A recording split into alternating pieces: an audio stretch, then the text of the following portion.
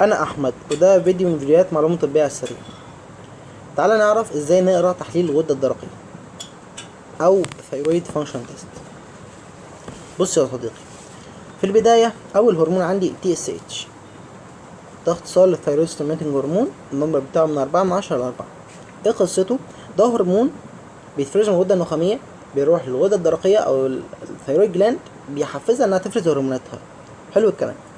ومعنى كده ان انا لو لقيت TSH ده زايد، فيبقى يدل ان في هايبوثيروديزم، قصور في نشاط الغده الدرقيه. لكن لو لقيته ناقص، معنى كده ان في هايبر ثيروديزم، فرط في نشاط الغده الدرقيه. طب ايه اعراض الهايبر ثيروديزم والهايبوثيروديزم؟ الهايبر، بلاقي الشخص دايما يعني عنده فقدان في الوزن بشكل مبالغ فيه ومفيش سبب للفقدان ده. بلاقي دايما بيعرق كتير، وبلاقي دايما عنده رعشة في ايده، وعصبي جدا، وعايش في قلق طول النهار، وضربات قلبه عالية. حلو. انما الهايبوثيروديزم، قصور في الغدة او في نشاط الغدة الدرقية، الشخص ده بيكون دايما زايد في الوزن بشكل مبالغ فيه، وبرضه مفيش سبب. بيكون خمول جدا، بيكون تعبان جدا، طول النهار عايز ينام، يعني بيكون عنده جفاف، تساقط في الشعر، احيانا بلاقي وشه ورم، وفي بطء في الحركه والكلام كده، وعايش في طول النهار في اكتئاب وقرفنا. حلو. فدي الاعراض بتاعه الهايبر والهايبر. تاني هرمون عندي هنا TSH، الفريتي 4، ده النورمال بتاعه من 8 ل 81.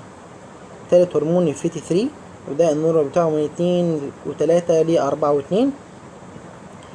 زي ما احنا قلنا ان النقص مع اسمه هايبوثيروديزم وقلنا اعراضه، والزياده اسمها هايبر ثيروديزم وقلنا اعراضه. نيجي بقى لحاجه مهمه، وهي الانتي تي بي او. انتي تي بي او ده اختصار لانتي ثيرويد بيروكسيديز انتي بودي. ايه قصته الانتي، او ايه هو اصلا انتي ثيرويد بيروكسيديز انتي بودي ده؟ الاميون سيستم بتاعي بيطلع انتي بودي بيهاجم بيها الثيرويد بيروكسيديز. طب ايه هو الثيرويد بيروكسيديز ده؟ من من الانزيمات الاساسيه، وليكن هو الاساس اصلا في تصنيع هرمونات الغده. حلو.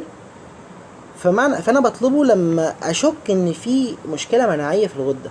زي ايه مثلا؟ زي الثيرويد، الهاشيموتو ثيرودايتس او الجريفز ديسيز. النورمال بتاعه لازم يكون اقل من 35. واخر حاجه عندي الانتي تي جي، الانتي ثايروجلوبولين انتي بودي.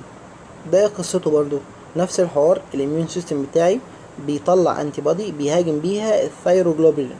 طب ايه هو الثايروجلوبولين دوت؟ ده بروتين بيتصنع جوه الثيرويد جلاند. حلو الكلام. وظيفته ايه؟ وظيفته ان هو بيخزن اليود، وبيستخدم في تصنيع هرمونات الغده وكذلك. فنفس الحوار بطلبه لما بشك ان في مشكله مناعيه في الغده، زي ايه؟ الهاشيموتو والجريفز ديسيز، وده بيكون اقل من 20. طبعا القيم دي بتكون مختلفه على حسب طبعا العمر والجنس الشخص اللي بيعمل التحليل، وكمان على حسب طريقه القياس من المعمل. مش كل معمل زي التاني.